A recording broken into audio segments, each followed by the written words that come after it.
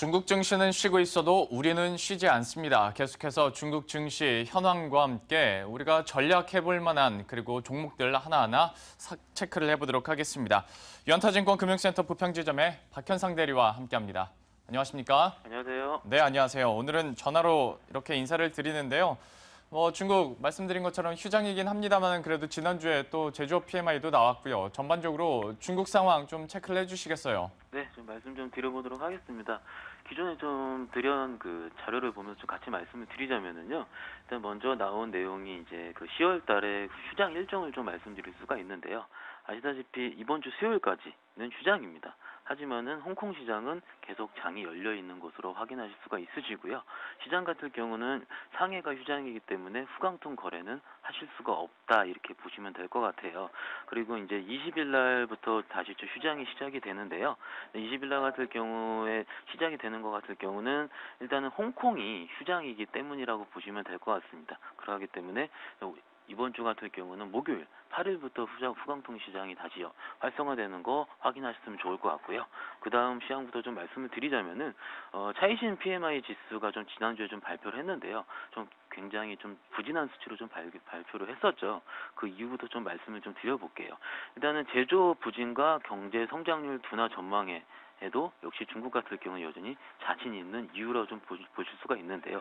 일단은 중국 정부 같은 경우는 명목상 우리가 발표되는 GDP 성장률보다는요, 실제 체제 불안 요소로 작용할 수 있는 일자리 창출에 좀 더 관심을 가지고 있을 수 있다 보시면 될 것 같습니다. 실제적인 예로 8월달 말에 중국 기준으로 해서 도시 신규 취업자 수 같은 경우가 952만 명이 늘었고요. 연간 목표치 1000만 명에 근접하고 있는 수치라고 보시면 될 것 같습니다. 매일 1만 개의 창업이 일어나는 중이라 보시면 될 것 같은데 이 이유를 보실 때는 2013년도를 기점으로 우리가 알고 있는 제조업 중심의 2차 산업보다는요 3차 산업 비중이 좀 더 상회되고 있다고 보시면 될 것 같고요. 그거 역시 정부의 정책적 지원이라든지 풍부한 유동성 정책 이 두 가지 요소 때문에 좀 더 PMI 지수 자체가 부진하기보다는 우리가 이제 앞으로 3차 산업에 대해서 좀 더 욕구를 가질 수 있다 이렇게 좀 말씀을 드릴 수가 있겠고요. 마지막 중국 제조 2025에 대해 말씀드릴 수 있는 핵심 분야 기술 발전 로드맵이 좀 발표됐습니다. 지난달 29일이라 보시면 될 것 같고요. 이 내용 같은 경우는 제가 예전에 좀 소개를 좀 시켜드린 걸 기억하실 텐데요. 일단 이런 핵심 분야 기술 발전에 대해서 중국 정부가 관심을 가지고 있었는데 지금 로드맵이 계속 발표가 되고 있다 이렇게 보시면 될 것 같아요.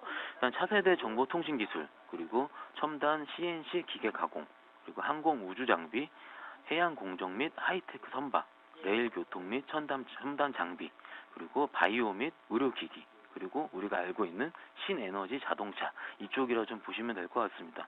각 주요 분야에 대한 발전 방향은 수요 목표, 발전 핵심, 시범 중심 여러 가지 통일적으로 감안해 편성을 했기 때문에 이쪽에도 역시 충분히 가능성이 있다 이렇게 말씀을 드릴 수가 있겠고요. 조금 이따 말씀드릴 종목에서도 연관드릴 내용인데요. 전기 자동차에 대한 내용입니다. 전기 자동차 충전 시설 산업에 대한 지도 의견을 조만간 출시 예정이라는 좀 기사가 좀 발표가 됐어요. 이거 같은 경우 아시다시피 신에너지 자동차 개발과 사용을 장려하고 있는데요. 구체적인 수치로는 2015년 8월까지 신에너지 자동차 누적 생산량이 12.35만 대 정도 됐었는데요. 전년 동기 대비해서 3배 정도 증가한 수치가 있을 수가 있기 때문에 이쪽으로도 역시 추가적으로 발전할 가능성이 높다. 그렇게 하기 때문에 전기 자동차 관련 주식도 역시 우리가 조금 더 관심을 가질 필요가 있다. 이렇게 좀 지난주 시장에서 내용을 좀 뽑아볼 수 있을 것 같습니다. 전반적으로 중국 시장 내 이슈들 정리를 해 주셨는데요. 얘기가 나온 김에 그럼 바로 그 자동차와 관련한 종목들 보도록 하겠습니다. 어떤 종목 준비하셨나요? 네, 이런 종목 오늘 종목 두 가지로 좀 준비해봤는데요. 준비한 이유가 지난주에 나온 폭스바겐 사태 때문에도 중국 시장에서도 우리가 역시 주목할 필요가 있다라는 목적을 좀 할 수가 있을 것 같고요. 정주 우통버스라는 종목을 일단 먼저 소개를 시켜보도록 하겠습니다. 오늘 특별히 두 종목을 소개해 드릴 텐데 그 두 개 중에 하나가 정주 우통버스가 나왔습니다. 어떤 기업인지 좀 자세히 소개를 해주시겠어요? 네, 간단하게 말씀드리면은 버스라는 이름이 붙었죠. 버스의 개발, 제조, 판매를 주요 사업으로 하는 중국 최대의 버스 생산 업체라고 보시면 될 것 같습니다.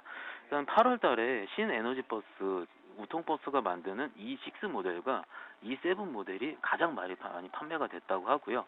연말까지 수요량은 지속적으로 증가될 가능성이 크다, 이렇게 좀 말씀드릴 수가 있겠고요.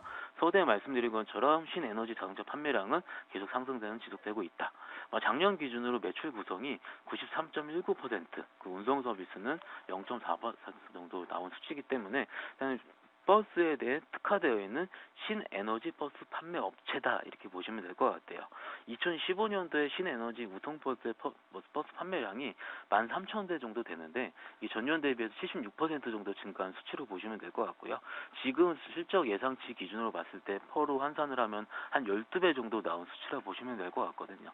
그렇기 때문에 충분히 지금 입장에서는 우리가 공부를 통해서 어떤 관심을 지속 가능한 가능성이 크다, 이렇게 말씀드릴 수가 있겠고요. 차트 보시면 확인하시다시피 차트 같은 경우는 전혀 오른 게 없기 때문에 지금 정도라면 충분히 분할 매수 가능하다, 이렇게 말씀드릴 수가 있겠습니다. 첫 번째 종목으로 정주 우통버스를 소개해 주셨습니다. 대리님, 저희가 사실 원래 중국 이슈 한번 보고 종목 한 개 보고 마치는데 저희가 욕심을 한번 내보도록 하겠습니다. 한 종목만 더 볼 텐데 시간이 많지 않아요. 한 종목 좀 간단하게 소개를 해주시겠어요? 네, 빠르게 말씀드릴게요. 장성자동차 차트 아마 HTS 통해서 확인해 보시면은요, 다른 자동차 업체와 틀리게 가장 먼저 솟아있는 모습 확인할 수가 있겠고요. 폭스바겐 사태 이후에 장성자동차가 가장 주목을 받을 가능성이 크다고 말씀드릴 수가 있겠습니다. 중국 최대 규모의 민영 자동차 제조사라고 보시면 될 것 같고요. 상해 차량 좀 달리되는 것 같은 경우에는 폭스바겐 매출 비중이 없습니다. 민영 자동차 제조사이기 때문에 그렇다 보시면 될 것 같고요. SUV에 가장 특화되어 있을 수 있다, 이렇게 말씀드릴 수가 있을 것 같아요. 픽업 트럭, 세단, 제조 및 판매 사업 영위를 하고 있는데요.